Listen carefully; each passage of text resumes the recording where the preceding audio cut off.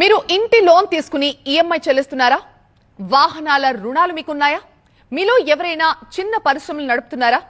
మీ అందరికీ reserve bank ఒక sweet news చెప్పింది. ఎందుకంటే మీరు చెల్లిస్తున్న వడ్డీ రేట్ల భారం కాస్త తగ్గబోతోంది. ఎందుకంటే ఆర్బీఐ వడ్డీ రేట్లను 0.5% తగ్గించింది. అంటే 25 బేసిస్ పాయింట్ల మేర రెపో రేట్ తగ్గుతుంది. సో రెపో రేట్ ని 6.5% నుంచి 6.25%కి తగ్గిస్తున్నట్లుగా ఆర్బీఐ కొత్త గవర్నర్ సంజయ్ మల్హోత్రా చెప్పారు. మానిటరీ పాలసీ కమిటీ 5-1 తేడాతో ఈ నిర్ణయాన్ని ప్రకటించింది. గత సమావేశంలో మానిటరీ పాలసీ కమిటీ రెపో రేట్లను తగ్గించలేదు. రెపో రేట్ అంటే రిజర్వ్ బ్యాంక్ దగ్గర బ్యాంకులు తీసుకునే స్వల్పకాలిక రుణాలపై వడ్డీ రేటు అని అర్థం. ఈ వడ్డీ రేటు తగ్గితే ప్రజలకి కూడా ఊరట లభిస్తుంది. వాళ్ల రుణాలపై వడ్డీ భారం తగ్గుతుంది. రిజర్వ్ బ్యాంక్ వడ్డీ రేట్లను తగ్గించడం 5 ఏళ్లలో ఇదే తొలిసారి. దీంతో మధ్యతరగతికి ఊరట లభిస్తుంది. ఉదాహరణకు మీరు 20 ఏళ్లకు ఇంటి లోన్ తీసుకుంటే మీకు 25 బేసిస్ పాయింట్ల కింద వడ్డీ భారం 1.8% తగ్గుతుంది.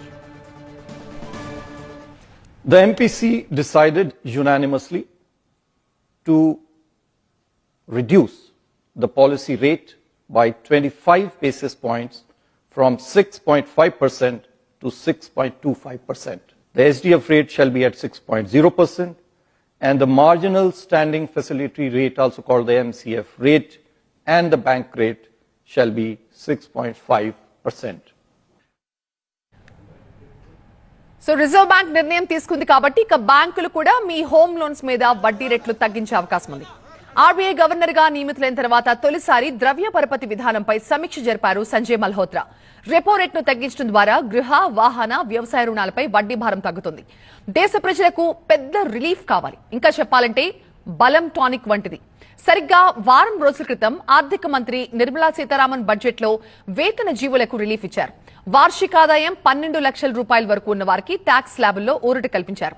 బడ్జెట్ తర్వాత ఇప్పుడు మళ్లీ రిజర్వ్ బ్యాంక్ వంతొచ్చింది. 0.5% వడ్డీ రేట్లు తగ్గించడంతో ఎకానమీకి కిక్ వస్తుందని భావిస్తున్నారు. ఈ రెండు నిర్ణయాల వల్ల కొనుగోలు శక్తి పెరుగుతుందని ఆర్బీఐ అంచనా వేస్తోంది.